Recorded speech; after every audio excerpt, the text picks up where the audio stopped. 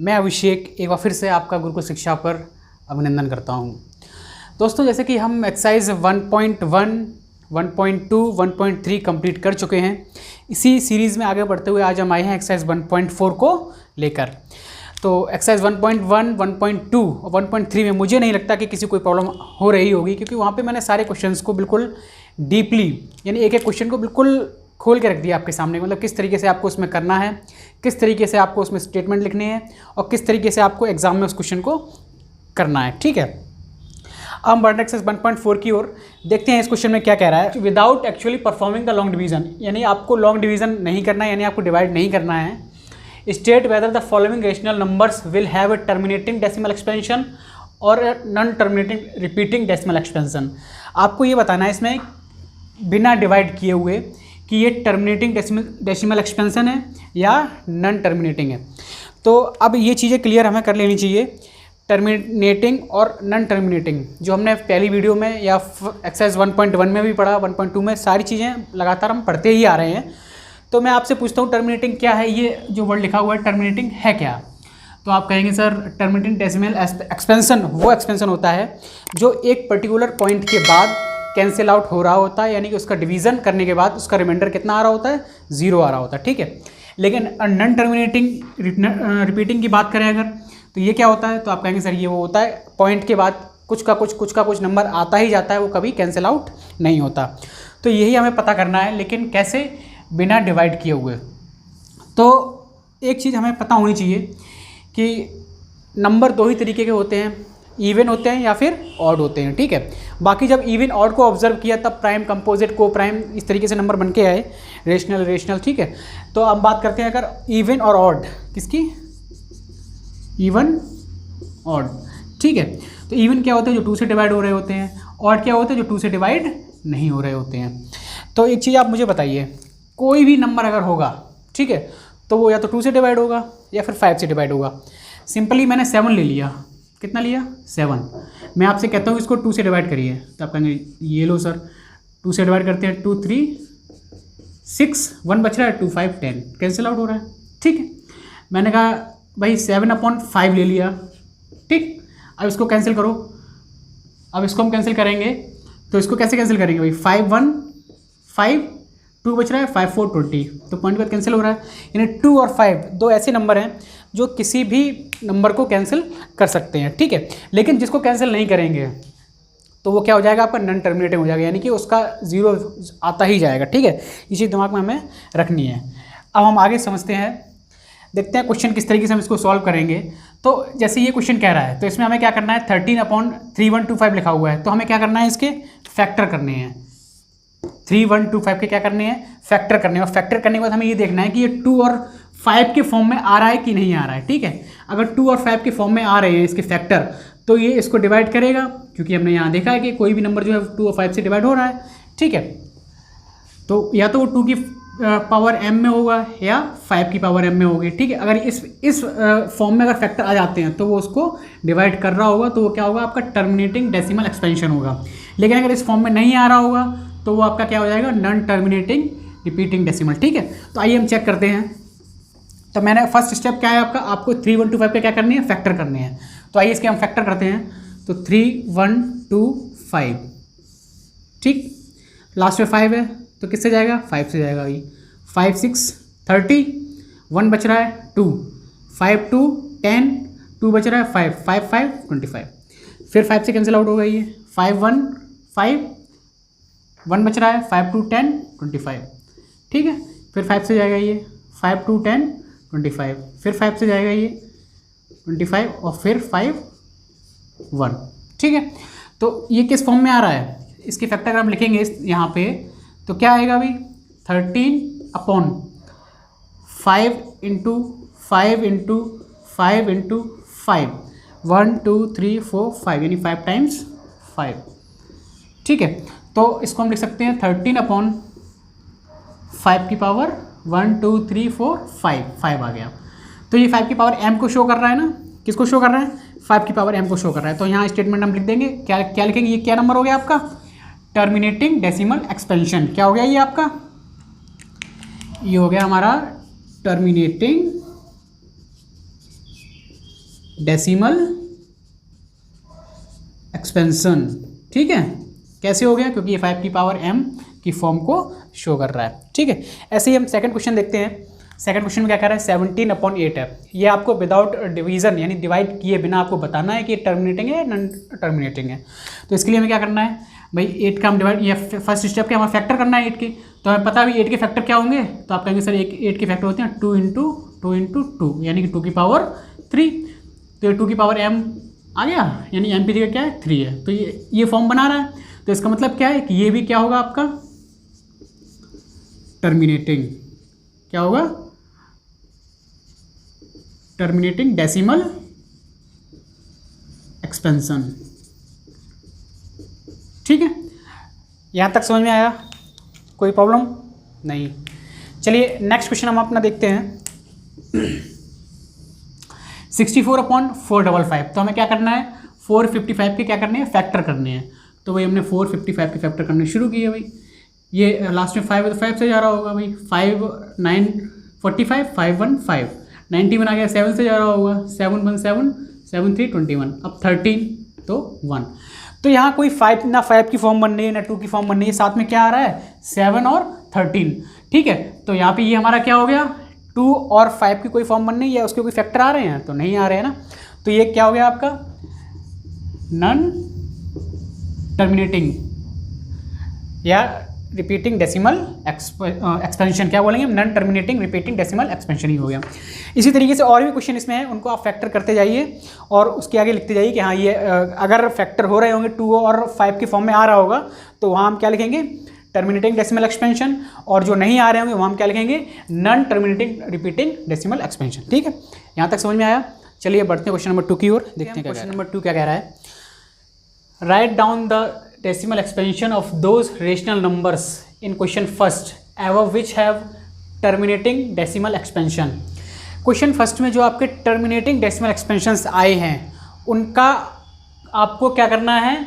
Decimal expansion लिखना है। तो डेसिमल एक्सपेंशन हम कैसे लिखेंगे कि जब हम 3125 को मतलब डिवाइड करेंगे 13 से, यानी कि हमें करना क्या है? अब 3125 और 13 अंदर रख के इसको डिवाइड करना है। ठीक है, और आप कहेंगे सर ये तो बड़ा टिपिकल मामला हो गया, 13 इतना छोटा नंबर, इतना बड़ा नंबर, इसमें तो हमें बहुत टाइम लगेगा। कुछ सही सा बताओ, मतलब कोई सही अच्छा मेथड बताइए, अच्छा तरीका बताइए जिससे सिंपली ये हो जाए। तो इसके लिए बच्चों आपको समझना ये है कि जैसे मैंने यहाँ 100 लिखा, ठीक, क्या लिखा? 100 और अपॉन में 10 है। तो आप क्या करते हो? 0 0 कैंसिल आउट कर देते हो। तो क्या बचा? 10 बचा। ठीक, यहाँ 10 है और अगर अपॉन में 100 है तो हम क्या करेंगे? 0 0 कैंसिल कर दिया। अब क्या बचा? 1/10। तो हम इसको सिंपलेस्ट फॉर्म में लिखते हैं तो क्या आ जाता है? 0.1, यानी कि नीचे जितने जीरो होते हैं उतनी डिजिट के बाद पॉइंट लगा के उसको हम लिख देते हैं। ठीक है, अगर यहाँ पर मैं आपसे कहूँ कि यहाँ पे 1/100 होता तो आप क्या लिखते?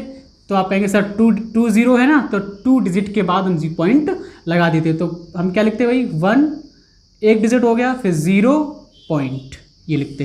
ये चीज़ समझ में आई? यानी कि अगर मैं इसको डिवाइड करूँगा तो सीधी बात है, ये नंबर छोटा है तो आगे पॉइंट्स में आएगा, तो पॉइंट में आता है तो वहाँ 0 का खेल होता है, 0 का। तो अगर नीचे हम 0 बना लें, नीचे हम क्या बना लें? अगर यहाँ पर हम 0 बना लेते हैं तो हमारा ये क्वेश्चन जो है बिल्कुल आसान हो जाएगा। ठीक है, तो 0 बनाने के लिए हमने क्या दिमाग लगाया? अभी क्या करेंगे हमने फर्स्ट क्वेश्चन में इसके फैक्टर किए थे। 3125 के फर्स्ट क्वेश्चन में हमने फैक्टर किए थे। आप कहेंगे हाँ सर किए थे, तो क्या आए थे भाई?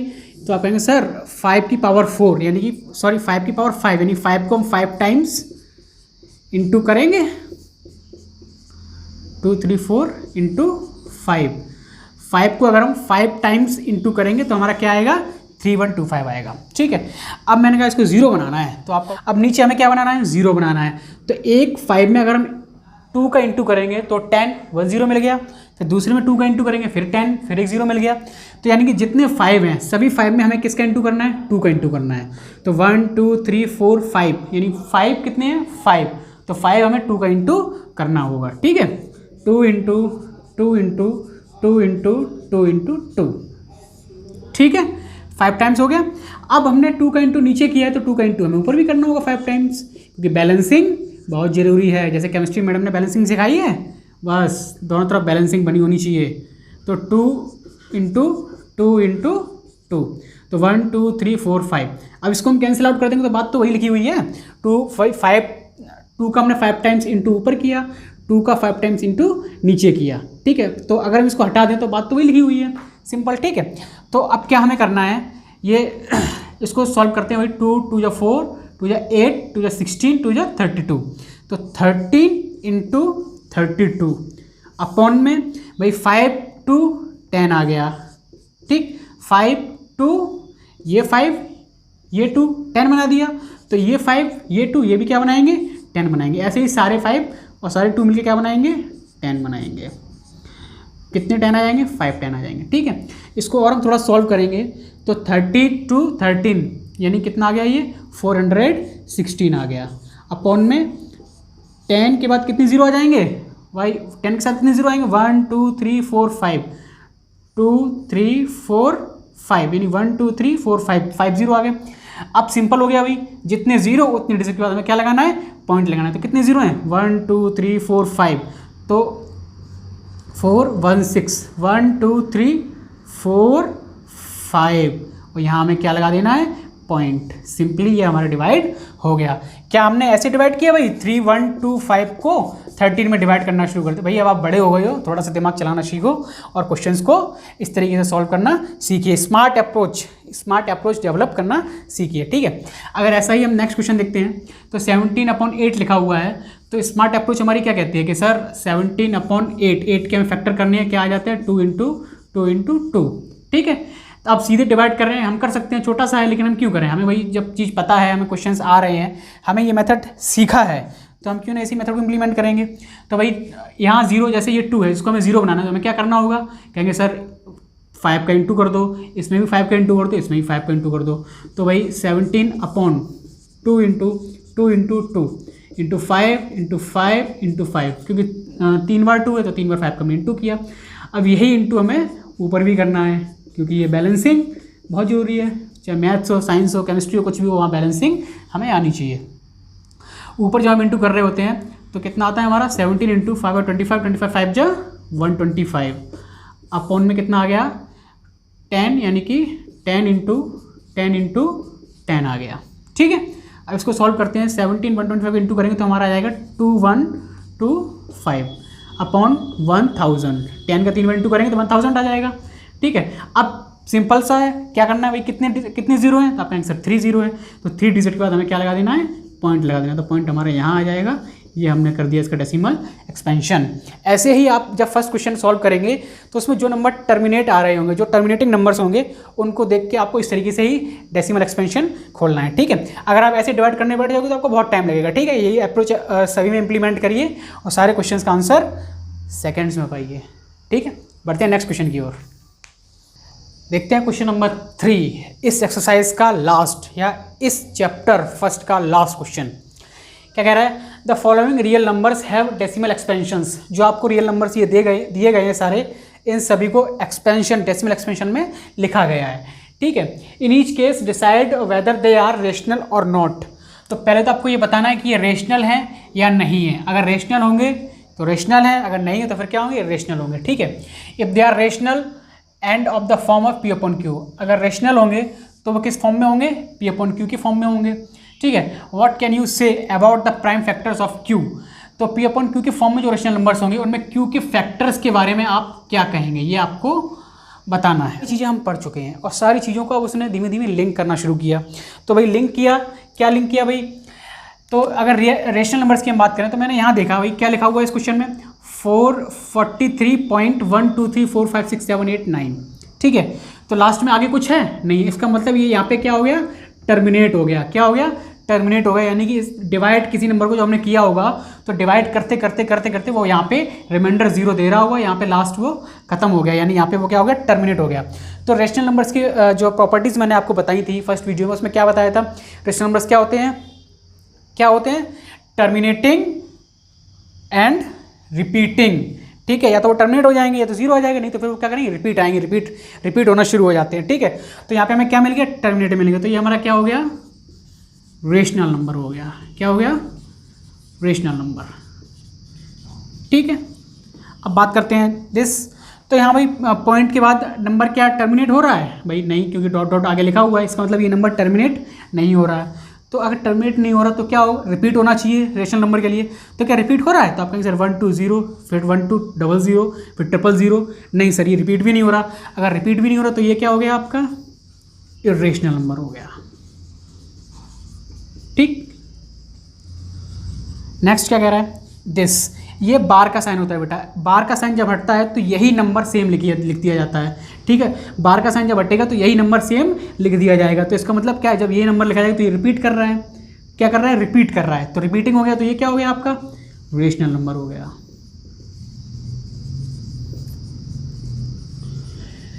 कि सर यहाँ तक तो बातें समझ में आई। अब उसने क्या कह दिया? उसने ये कह दिया कि सर अगर ये रेशनल नंबर है तो ये किस फॉर्म में होगा? P/Q के फॉर्म में होगा। तो Q के फैक्टर के बारे में आप क्या कहेंगे? तो बेटा Q के फैक्टर, इससे पहले वाले क्वेश्चन हमने किए, वो वहाँ क्या थे? 2 और 5 की हमने बात की थी। 2 की पावर जो भी आए फैक्टर करेंगे, 2 की पावर m हमने ले लिया था और 5 की पावर n ले लिया था।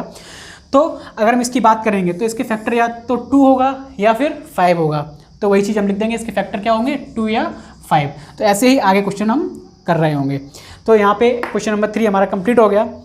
तो बेटा बधाई हो आप सभी को, आपकी एक्सरसाइज 1.3 कंप्लीट होने के साथ साथ चैप्टर 1 भी कंप्लीट हो गया। ठीक है, इन सारे क्वेश्चंस को आप रिवीजन करिए और जिस क्वेश्चन में आपको डाउट लगता है, ठीक है, 1.4 भी कंप्लीट हो गई है, और जिस क्वेश्चन में आपको डाउट लगता है उस क्वेश्चन को आप कमेंट बॉक्स में कमेंट करके बता सकते हैं, उसका सॉल्यूशन मैं आपको कराऊंगा। ठीक है, ये एनसीईआरटी बुक के सारे सॉल्यूशन थे, सारी एक्सरसाइज एनसीईआरटी बुक की थी। ठीक है, बाकी आर डी शर्मा या जो भी बुक, जिस राइटर की बुक से आप प्रैक्टिस कर रहे हैं, उसमें अगर कहीं भी कोई प्रॉब्लम आती है किसी भी क्वेश्चन में, तो आप कमेंट करके बता सकते हैं, उसका सॉल्यूशन इंस्टेंट आपको प्रोवाइड कराया जाएगा। ठीक है, अब हम बढ़ेंगे अपने चैप्टर 2 की ओर, जैसे हम जानते हैं पॉलीनोमियल्स के नाम से। ठीक है, तब तक के लिए क्वेश्चन की प्रैक्टिस करते रहिए और चैनल को सब्सक्राइब करना ना भूलें, बेल आइकन को भी दबाएं ताकि कोई भी नई वीडियो आती है तो उसका नोटिफिकेशन आप तक पहुंच जाए, और शेयर जरूर करते रहिए। आपके साथ साथ कई और लोगों को भी इसकी आवश्यकता है। ठीक है, thank you and have a nice day.